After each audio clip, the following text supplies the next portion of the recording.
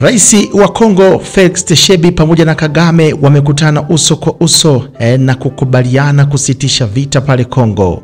Rais wa Jamhuri ya Kidemokrasia ya Kongo Felix Tshisekedi na mwenzake wa Rwanda Paul Kagame walikutana katika nchi ya Katari siku ya jana. Hii ni kwa mazungumzo yao ya kwanza ya ana kwa ana tangu waasi hao wa M23 waanze mashambulizi mashariki mwa Kongo mwezi Januari. Taarifa ya pamoja ya serikali tatu imesema mkutano huo ambao ulisimamiwa na amiri wa Katari unakuja siku moja tu baada ya kundi la M23 kujitoa katika mazungumzo mengine ya Angola, ikiwa tayari imeteka miji miwili mikubwa mashariki mwa Kongo. Kongo inaishutumu Rwanda kwa kutuma silaha pamoja na wanajeshi wa Rwanda kuwaunga mkono waasi hao ambao mashambulizi yao yameitumbukiza mashariki mwa Kongo katika mzozo wake mbaya zaidi katika miongo kadhaa.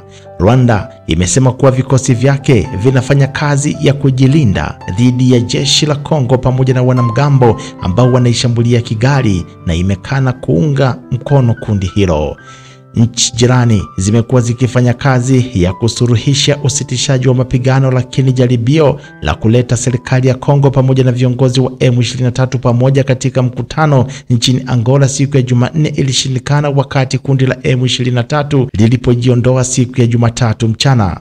Wakuu wa nchi ambao wamethibitisha kujitolea katika pande zote kusitisha vita mara moja na bila masharti, serikali tatu zilisema katika taarifa ya pamoja. Mzozo mashariki mwa Kongo umedumu kwa muda. Madini yanatajwa kama ni kichocheo kikubwa. Mzozo umeongezeka haraka tangu Januari 2025 na maelfu ya watu waliuawa na mamia ya maelfu wamelazimika kuyakimbia makazi yao. Nchi ya Ghuba ya Kiarabu ya Katari imekuwa kama ni mpatanishi katika mizozo kadhaa ya kimataifa, hivi karibuni ikifanya kazi pamoja na Misri na Marekani katika mazungumzo ya kusitisha mapigano kati ya Israeli pamoja na Hamas huko Gaza ambayo yamevunjika mapema siku ya Jumanne.